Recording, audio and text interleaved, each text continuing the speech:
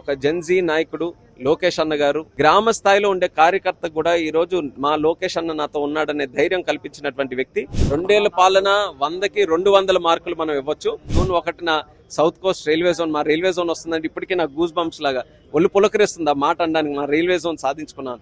ప్రస్తుత తరం జంజీ ఆలోచనలు రాజకీయాలని కుదిపేస్తున్నాయి, చాలా చోట్ల రాజకీయాలు మారుస్తున్నాయి. అయితే దీనిపై ప్రస్తుత మహానాడు వేదిక ఎలాంటి నిర్ణయాలు తీసుకోబోతున్నారు జంజీ అభిరుచులకు అనుగుణంగా? ప్రస్తుతం మనతో కేంద్ర మంత్రి రామ్మోహన్ నాయుడు ఉన్నారు. ఆయన అడిగి మరిన్ని వివరాలు తీసుకునే ప్రయత్నం చేద్దాం.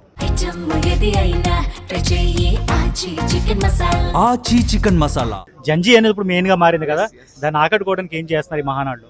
జెన్జీని ఆకట్టుకోవడానికి ప్రత్యేకంగానే కాదు, ఒక నిబద్ధతతో నిజాయితీతో పార్టీ ఎప్పుడు కృషి చేసినా సరే జెన్జీ దాన్ని ఆదర్శంగా తీసుకుంటుంది, దాన్ని ప్రోత్సహిస్తుందనే నమ్మకం మాకు ఎప్పుడు కూడా ఉంది.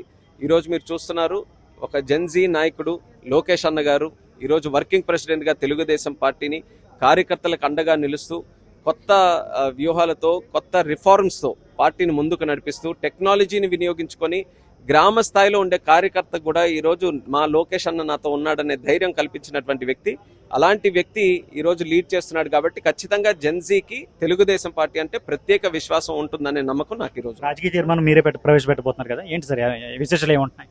రాజకీయ తీర్మానంలో తెలుగుదేశం పార్టీ తాలూకా వ్యూహం, భవిష్యత్తు తీసుకునే నిర్ణయాలు, జాతీయ రాజకీయాల్లో తెలుగుదేశం పార్టీ తాలూకా పాత్ర, గతంలో ఏ రకంగా జరిగింది, భవిష్యత్తులో ఏ రకంగా చేయబోవాలి, అలాగే మన ఐడియాలజీని, తెలుగుదేశం పార్టీ తాలూకా ఐడియాలజీ, రిఫార్మ్స్, వీటన్నిటిని కూడా మరొకసారి తెలియజేస్తూ కార్యకర్తలకి ఒక ప్రత్యేకమైనటువంటి బలం ఇవ్వాలనేదే రాజకీయ తీర్మానం. యువతలో చాలా అసంతృప్తి కనపడుతుంది దేశవ్యాప్తంగా. తమిళనాడులో చూసాం, ఈ కాక్రోచ్ జనతా పార్టీలో చూసాం. సో ఇలాంటి పరిస్థితుల్లో మన ఆంధ్రాలో యువత ఎలా ఉంది సార్? వాళ్ళ మైండ్ సెట్ ఎలా ఉంది? తెలిసి దేశంలో కూడా యువత అసంతృప్తిగా అనేది అది కరెక్ట్ అయిన మాట కాదని నేను భావిస్తున్నాను. ఎందుకనంటే గత 12 సంవత్సరాలుగా ఎన్డీఏ ప్రభుత్వంలో కానీ, మన రాష్ట్రంలో ఇప్పుడు చంద్రబాబు నాయుడు గారి పరిపాలనలో కానీ యువత ఆత్మవిశ్వాసంతో ఈరోజు ముందుకు వస్తుంది. గతంలో ఎప్పుడూ కూడా సాధించినటువంటి విజయాలు భారతదేశం సాధించింది, అలాగే ఆంధ్రప్రదేశ్ రాష్ట్రంలో ఇప్పుడు మనం సాధిస్తున్నాం. దానికి మూల కారణం కూడా మన యువతే. యువత ఈరోజు స్టార్టప్స్ ద్వారా, కొత్త అవకాశాల ద్వారా, ఇన్నోవేషన్ ద్వారా, మంచి చదువులు చదువుకున్న ద్వారా, స్కిల్లింగ్ ద్వారా, స్టార్టప్స్ ద్వారా వాళ్ళు చేస్తున్నటువంటి కార్యక్రమాలు పునాదిగానే భారతదేశం ఎదిగింది తప్ప వాళ్ళు అసంతృప్తి ఉందనేది అది కరెక్ట్ విషయంగా నేను భావించట్లేదు. ఆంధ్రాలో కూడా ప్రత్యేకంగా యువతకు మనం ఇస్తున్నటువంటి ప్రాధాన్యత రాజకీయంగా కానీ, ఆర్థికంగా కానీ, సామాజికంగా కానీ యువతని కోరుగా పెట్టుకొని మనం ముందుకు నడిపిస్తున్నాం. ఈరోజు మనం చేస్తున్న పెద్ద యాక్టివిటీ ఆంధ్రప్రదేశ్లో బ్రాండ్ క్రియేట్ చేస్తూ పెట్టుబడులు తెస్తున్నాం. పెట్టుబడులు ఎవరి కోసం? మన యువత యువకుల కోసమే. వాళ్ళ కోసం ఎడ్యుకేషన్లో మార్పులు తీసుకొని వస్తున్నాం, పెట్టుబడులు ఈరోజు పెద్ద ఎత్తున తీసుకొని వస్తున్నాం, స్కిల్లింగ్ ఇవన్నీ కూడా చేస్తున్నాం. సో గవర్నమెంట్ తాలూకా హోల్ అప్రోచ్ కూడా యువత మీదే పట్ల ఉంది కాబట్టి నాకు నమ్మకం ఉంది. యువత మనతో ఉన్నారు, దేశంతో ఉన్నారు, ప్రభుత్వంతో ఉన్నారనే నమ్మకం నాకు. 2 ఏళ్ల పాలన ఎలా చూస్తున్నారు సార్?